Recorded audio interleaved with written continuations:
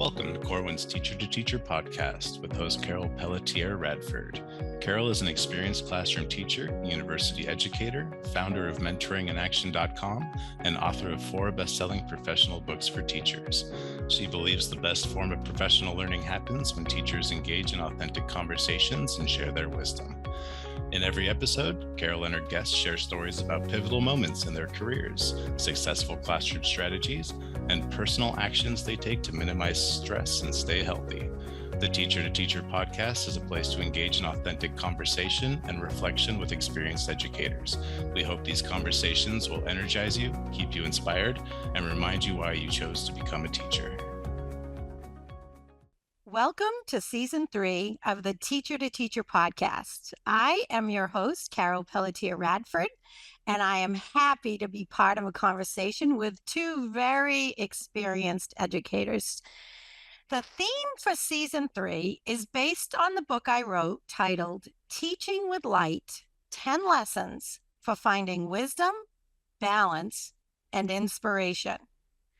Each of the 10 episodes for this season mirror the 10 lessons in the book. And today's episode is titled, Face the Sun and the Shadows Will Fall Behind You.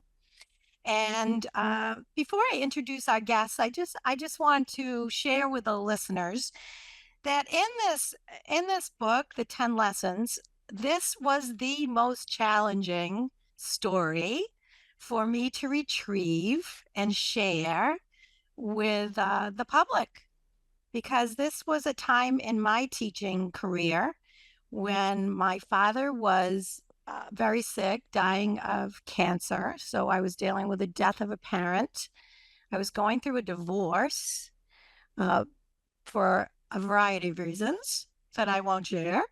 And I was writing my dissertation at the hopefully completing it at the Harvard Graduate School of Education. So this Face the Sun and the Shadows Will Fall Behind You is could tap into some of your more vulnerable stories and moments. And our guests are going to help us have a conversation where we can actually reflect authentically and retrieve some of those, but actually look at what we can do and what that sun, if you will, is that can heal us and move us forward so that we can be the best educators and teachers that we can be. So I just wanted to put that out there so that our listeners would know that it's a serious conversation, but it also has a lot of hope and sun in the room. So here are our guests, Michelle and Noah. I'm so happy to have this conversation with you. And let's begin with Noah. Would you just share what your role in education is now? How did you get into teaching, and what are you interested in? Well, my name is Noa Daniel. This is going to be my 30th year in the classroom teaching, and I still love it, maybe more now than ever. I went from being a classroom teacher only to being part-time in the classroom and consulting. I am the co-founder of The Mentory. I write children's books. I have contributed to several chapters. And one of the things I'm so excited about today is to have the conversation on the metaphor of what you're talking about with facing the sun and letting the shadow fall behind you. I think it's such a beautiful message, especially for teachers. There are so many suns out there and so many ways to face challenges and to discover our potential through the work that we do. What was the second part of your question? Because I think I'm stopped. No, you got it. I mean, we're going to keep going, and I'll ask you more. Nailed it, Noah. You nailed it. Hi, Michelle. How are you? Introduce yourself. Let's get started here. Well, thank you. I am so happy to be here. And really, like Noah, for me, this theme, this message today really is what my entire career was about. So I spent over 25 years in the realm primarily of alternative education as a teacher and then as a high school administrator. And I just love it. My heart is still in the classroom, but today I have the honor and privilege of working with teachers. And and educational leaders and social workers and school counselors. And I do that because I truly believe in what we were able to create in our realm of alternative education, that place of finding the sun for our students. And I want to share that message with educators. And I am blessed to be able to do that today. I'm so glad you're both here. We talk about teaching and education being really, really hard, especially right now. We do the pre-COVID, the post-COVID, but I really want to remind everyone that it was hard before COVID. It was hard. It's always been a challenging career.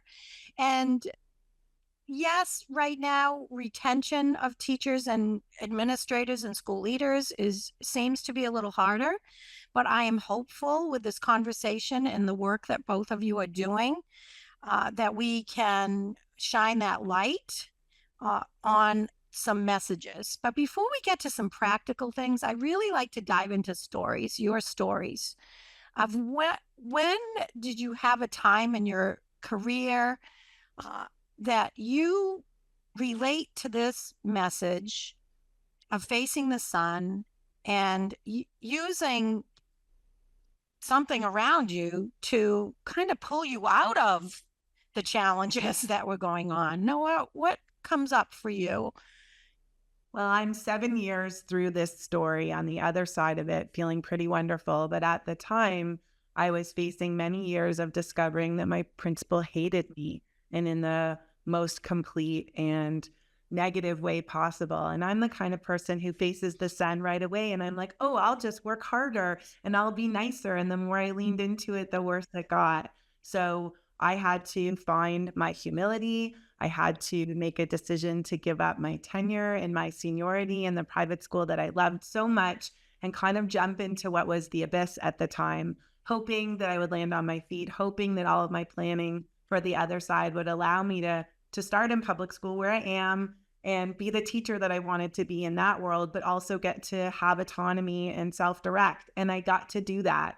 But getting there was really, really hard. And Glennon Doyle talks about we can do hard things, and we say that to our students all the time. But in going through this really transitional experience of facing a gatekeeper and not letting them keep me out of what I wanted to do and be, and not letting them decide my fate, was one of the most important lessons of my life. And I'm so proud to be in this place. And it was a really tumultuous journey, but here I am. Yay. Let's get a reaction, because Michelle, you've been a principal, and hearing from a teacher like, wow, my principal hates me. And that reaction. Yeah, it made my heart hurt, Noa, when you said that. Well, but it's a leadership perspective that might, I don't know, relate to things that had to be done at the school. Like we take things personally, and of course it's personal, obviously. But what's your reaction to that kind of a story as a leader? And then we'll get to your story. Yeah, absolutely. Well, my first thing, as I said, it made my heart hurt, Noa, to hear you say that, because what we feel is what we feel, and no one can deny that. If you were to say that to your, administrator, he or she may have said, oh, I didn't hate you. But if you felt that they hated you because of their actions and their behaviors, obviously you can't take that away. And that's painful. It's really painful. So I guess my first thought is we all have to be able, accountability is big in my world, and high expectations. We have to be able to look at what's our part in something. And I think educational leaders find it very easy to tell their teachers or tell their students what they need to do. But sometimes as educational leaders, we forget to look at ourselves. And so I often tell principals, same thing that my grandma told me as a kid, you're pointing the finger at your teacher, which your administrator was doing to you, but there are 3 pointing back, at ourselves. And so we have to be able to own our stuff and look at what's within our realm of control. And my hope would be that if you were able to articulate to your administrator how you felt, that person would have owned their part in it and said, gosh, sincerely, I am sorry. I had no idea I was making you feel that way. So often, unfortunately. Or if they did, that was Noah saying, I need to move on. So Well, these absolutely. choices, that was brave. I mean, and look at the life that you've created, Noah, out of that emotional interaction. Any reaction to or feedback on your story, hypothetically, from Michelle's reaction?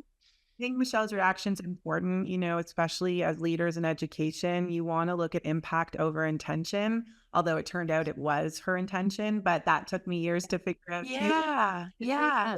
What you were saying, Michelle, and validating, and it's true with our students too. Our students can misperceive our feedback and take it really personally, and it's important to unpack it and create those as opportunities for relationship building and self-reflection. When you have power, you want to make sure you're using it to empower others. And so often we forget that the words that we say and the interactions we have huge impact. Yes, thank you for underscoring that. So, Noah, Michelle, I go want to ahead. add one Go more ahead. thing, Carol. This is so important because what you did, Noah, was you created boundaries for yourselves and yourself, Yes. high expectations for yourself. And you said, I won't tolerate it. Like it took you time to realize it, you said, and you had to reflect back. Self-reflection is so important. But we, as educators, we have to create boundaries just as we, do for our students. We have to do that for ourselves. So Yes. you inspire me. Yes, that's inspiring stories. Okay, so what's your pivotal hurtful story? Not that we're trying to retrieve things to Yes. learn what we did, and we get to acknowledge and celebrate the success that Noah, that was the learning. That's why we're having these teacher to teacher podcasts, is so we can hear each other. And someone might say, you know what? Oh my God, I'm not going to do that. I'm not going to wait that long. I'm going to do my boundaries now, or I'm going to make a decision now. So what's your message story for facing this? As Noah began sharing, something occurred to me that was big in my life as a young teacher. And I had always been living and working in this world of alternative education. However, there's a part of me, a big, important part of who I am as a person is faith and family. And I was invited to join a staff at a private Lutheran high school. And I was so excited about that, thinking, oh, not only can I teach, but I can be in ministry at the same time. And so I left my public education system and I went into this new school. And I had all of this hope that this is where I was supposed to be in ministry. And every day, my heart just told me, this is not right. This is not, it just doesn't feel right. And I was so discouraged because I felt like I was taking a step for the right thing. And what I realized was I was in ministry in public education. Working with people that were up against all odds. Yes. So sometimes, we think about, we don't reflect enough really on our purpose. Why do we do what we do as educators? Where does that come from? And in my heart, it was about really being with students who were up against all odds. Sometimes in the private sector, we end up interacting and supporting students who have had some privilege and opportunity that other students hadn't. So to be able then to look at myself and say, can I admit that this wasn't the right choice for me, and step back into the public setting? And gosh, just like for me, things blew up then, these opportunities to lead and to found and open an alternative education school.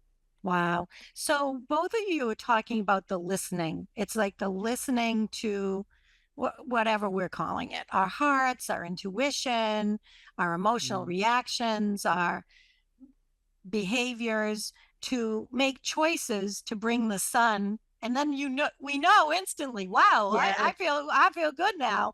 This is working. But we can't ignore the shadows, because the shadows are part of how we make the choice to move forward and make the choices. And you would have done great work in the ministry. It isn't that, but those subtle reactions. I'm just in awe that you each knew to listen and look at you now and how much you're influencing others, which we're going to get to all of the ways in which your messages are bringing sun to many people. Any reaction, Noah, to that story? Oh, yes. Sun isn't always an external mechanism influencing you. Sometimes the sun is a compass point inside of you. Yes. That when you take ownership of that, both the positive and the negative, both the shadow and the joy are drivers for you, and grounding yourself in purpose and knowing your why is an essential part of an educator, in a lesson or in a unit, but it's also in navigating their professional career. And yes, afraid to face self-worth, that you have directionality within inside of you, and that can help you find your next step. And it's hard to be true to it. It's hard to trust it. But I think both of those stories really exemplify that reality that the sun isn't always outside of us. I love that. And one of the quotes that I have in the book on a different chapter is travel light, live light, share the light, be the light. And that's the message for teaching with light is really, we have to stop and find the light inside us if we have messages that we want to share with other people. And we're all authors and hosts, and we have a lot to say, the three of us. So if we want people to listen, what we want to do is ground or have that internal compass guiding us as to where am I doing the best work. And Michelle, you made that decision because I think we want to be our authentic selves and be that sun. So thank you for that, Noah. I appreciate that. For the listeners, I just want to remind you that you can do these prompts yourself and look to where the sun has not been shining for you in the past, as in my story, and find out who your sons are around you and how does this message relate to you. And on the bonus track of this podcast, you can hear me read my story. So we'll include that if you're also interested in hearing how that evolved in a very positive way. So let's move along to practice. How do we practice? How do we find our sons around us? Noah, you've got TED Talks and podcasts and books and children's story. You have so many resources. What's your message? What do you want to share with us practically that the listeners can take away? I think that everybody has avenues out of themselves, and you should explore different mediums for expressing that. I do a lot of work with student voice. It's something that I've written about. But ultimately, we can't determine what voice is for our learners. We just need to create space, and we have to do it for ourselves too. How do we amplify voice? How do we exercise voice? And the mediums that work best for us. I didn't know I was going to become a podcaster, but I love it. Yes, that came to you by accident in some ways. So tell us a little bit about your podcast and how people can listen to it. Sure. Well, I started out as a member of the panel of What's a Podcast Show that started for pre-service teachers. And then it evolved into becoming the show that I hosted for 5 years on Ed Mentors, where I would invite a panel of educators each week on a different topic related to education that we were hearing buzz about, that we at the Mentry were trying to respond to. And we did our best to listen to the voices of the educators and be responsive to them in not only hearing the different perspectives that they had on each of those topics, but being able to share them with faculties and with pre-service schools, universities. So that we now have a collection that you can search for by subject on our Mentry website, but you can also go to Voice Ed Radio and find all of our shows archived. And it's a really good way to talk about professional learning and to hear from people in a very short and user-friendly amount of time. But the amount of thinking and the catalysts for conversation that happen in a podcast, it's a superior platform for learning and listening. I love that. Now, I'm interested in the 1 minute mentor story. I saw that you did. Is that part of a podcast too, or did you just post? Because I'm into mentoring and supporting mentors and novice teachers with my books, Mentoring in Action, and my website. So I saw that and I'm like, what's that all about? The 1 minute mentor story. How did that come about?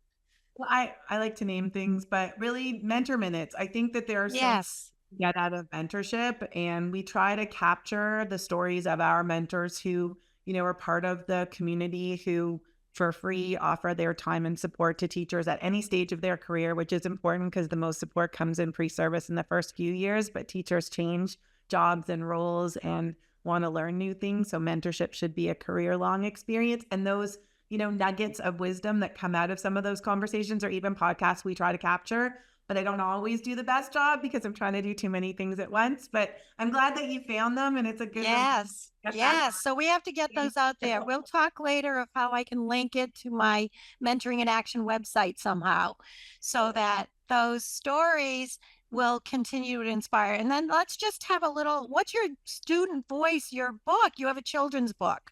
What's the title and what's the purpose and why did you write a children's book? Well, it's my third children's book, but I was never going Oh, to do it again. It's called Strumming the Wild Turkeys. It's one of my favorite things. say it again more slowly. Strumming the wild The strum, the peacock strum. in perfect plum. Okay. Wild turkeys, and kind of finds his voice and his band and becomes not only a part of the band, but the lead singer. And it's a musical adventure of being yourself and finding belonging, actually. Anyway, Oh, I I love love that. it. I love the work I get to do with it. I created the website and all the copy, and I'm working with some people to take it to the next level. So, All right. We'll get that on the description so people that are interested can do that. Thank you for sharing all the practical ways people can connect with your message. Michelle, you have so many books, several books, best-selling, a new book coming out. Let's hear about your two books, and then we'll talk about your new book when we celebrate at the end of the show. Tell me All about right. the start with share the titles because I think titles really tell us what where the author's going. So say the titles of Yeah. your books. Okay, the first one is Start with the Heart. That's my first Corwin book. And Start Okay. with the Heart, Igniting Hope in Schools Through Social Emotional Learning. And really, when I look at who I was as an educator, I really see myself more as an advocator of hope. I advocate for hope, and our students often found hope in living and in learning through the culture that we were able to create at school. And at the time, social emotional learning, that term, that wasn't what it was. The term really was family, second chances, love, these behaviors that our staff was able to just really embed into who they were as educators to create a climate for students. And so, as you said in the beginning, somebody said something about, we're writers because of the message. It's about, I didn't write because I wanted to become an author. I wrote because I really believed in what we were able to create. And then we wanted to be able to share that vision and that message with others so that they could create it too. We would have administrators. Many of my students were suspended or expelled from their traditional setting schools, and they were sent to our school. We would have administrators walk through the school and they would say, who is that child? Why are they accomplishing so much here? This doesn't make sense. And I would say, ask the kids. And the kids would say, it's about family. It's about love. It's about second chances. I love it. It doesn't mean that we didn't have amazing teachers that were very committed to, best instructional practices. We had to have a rigorous academic setting to prove that these kids were achieving at the level that they needed to be achieving at to graduate from high school. However, if you don't create that culture first, it's very difficult to help them to open their hearts and minds to learning. So Yes. That's what Start with the Heart was about, was that we really need to meet kids right where they are in order to help optimize their own learning. And then that's when all the educators say, so what about me? It's like, I Yes, remember but wanting, wait. I want to go to the counselor. Why are Yes. these kids getting all these private sessions with a counselor? Yeah. If you help me, then I can do I might influence and ripple out more energy. So you kind of shifted to educators after I that? did. Yes, So I did. So the book that was released just a year and a half ago or so, Social Emotional Well-Being for Educators. And the idea around that book, as you stated at the beginning today, it's not just COVID that created this overwhelming feeling that teachers are experiencing. Even prior to COVID, I was hearing from teachers, we have more behaviors at younger ages than we've ever seen before. And we don't know what we're going to do. We're just overwhelmed. I want to walk away. And then, so with that, and then COVID, there came all this talk about adult self-care. Well, right. unfortunately, you say that to a teacher and they just want to scream. They cringe. because They're it's like, I don't need self-care. Yes. Yeah, we don't need one more thing to do. You're Right. going to tell me one more thing I have to do, and I don't have time for that. So the Right. idea of social emotional well-being is it was built around a framework for educator well-being that really was about identifying behaviors, specific behaviors, and these came from many, many interviews with many, many teachers, but behaviors that are inherent to our daily routines already. And how do we leverage our strengths and identify opportunities where we need support or growth in these areas? And the 6 areas were aligned with social emotional learning competencies, but they are be reflective, be intentional, be empathetic, be connected, be accountable, and be equitable. So if we're really able to look at just these 6 ways of being and say, and in the book I have a self-reflection check-in, so I can look at myself and say, what's really natural to me here and what's really challenging? And in that, I can identify my individual strengths as well as where I need to ask for help. And the best part about this is what thrills I me. love this. You're is so that excited. We got the I hope. We am. got the sun. Sunshine. Well, and this brings hope to schools because Yes. you have everybody independently check in with themselves. And then I've created this activity where they can highlight one strength and post it, and highlight one opportunity for growth and post it. And if they do that as a staff, they can stand Shift. back, they can look, and they can go, look at all of these Post-it notes on be connected. We are good at that at our school. But Nice. look, we all need help with being intentional. Right. This is Right. an area we can create a goal for our school. I love it. So- Well, we're getting I hope our listeners are hearing all the practical ways in which no Yes. reaction to what Michelle's offering us as ways to stay hopeful. What are you hearing?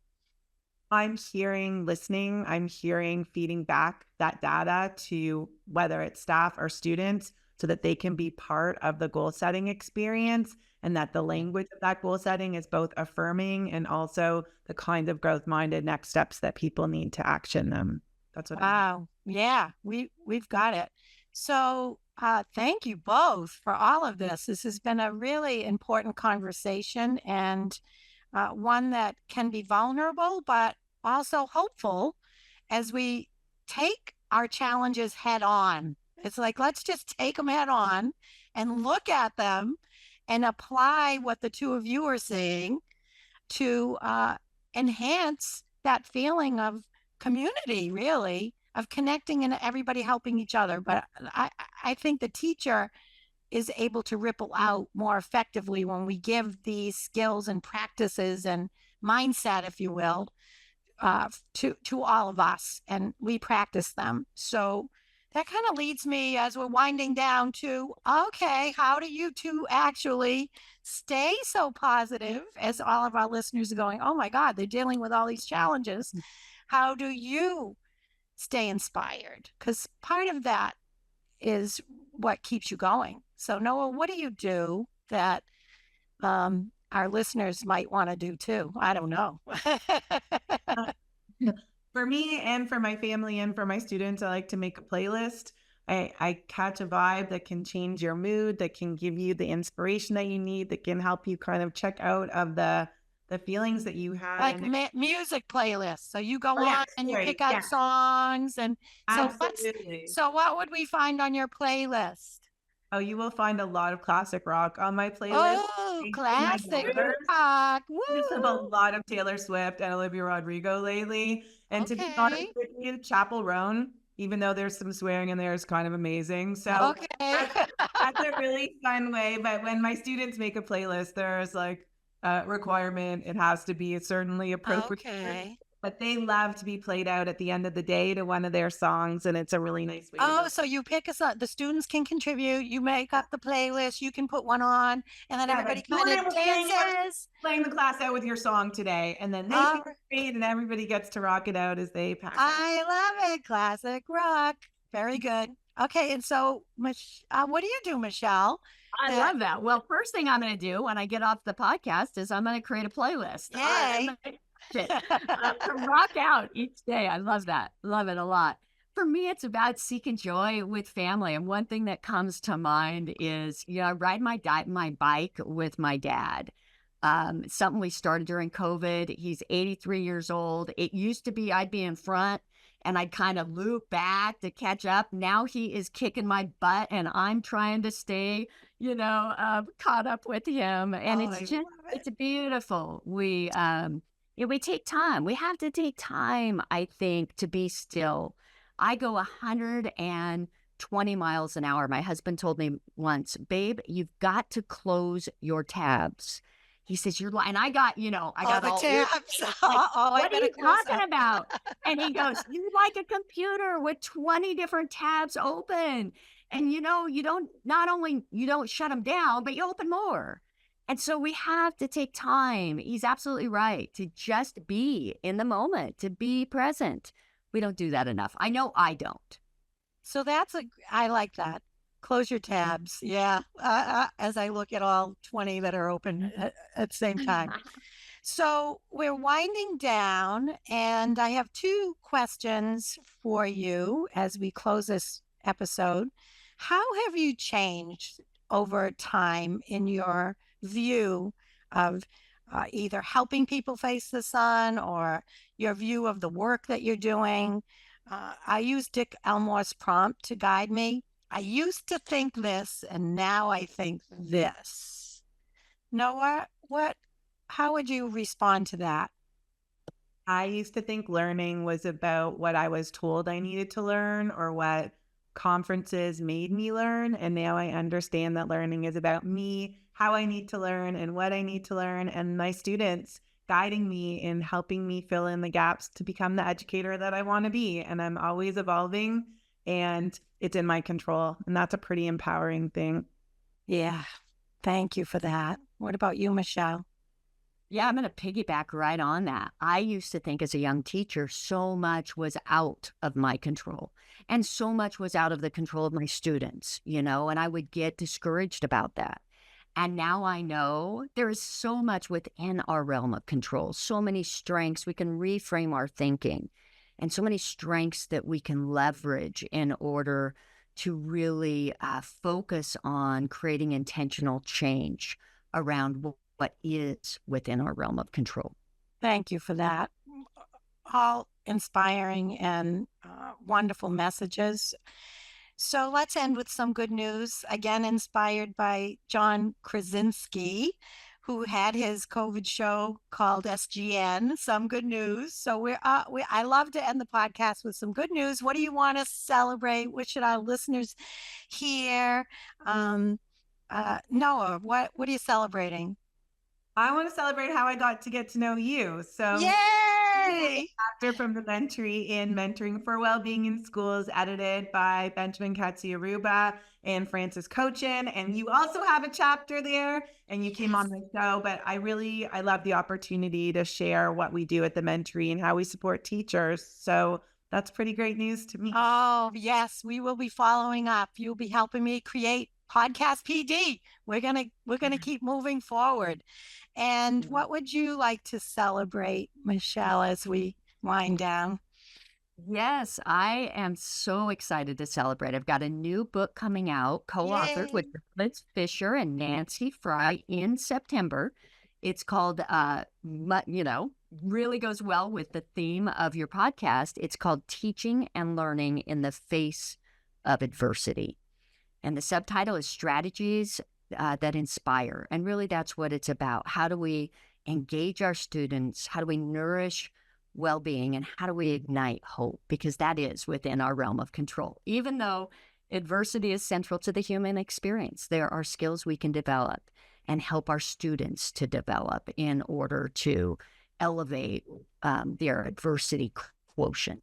Yeah. So what's one strategy that you're willing to share? Is there one off the top of your head that just kind of ends? I know there's 1,000, but there are 1,000, but is we there really, one? Yeah, we really focus on 4, but I will pick one. Pick one. And one would be create authentic opportunities to connect, smiling authentically. Yes. Looking people in the eye when appropriate. Sometimes it's not. We've got to honor that. Right. Using our students' names. Yes. Those I authentic love connections. that. Yeah, rather than walking by someone and saying, "How are you?" and we keep walking, Yes. instead stop, look at them, say hello, ask the question, and listen for the answer. Thank you. Those authentic connections matter.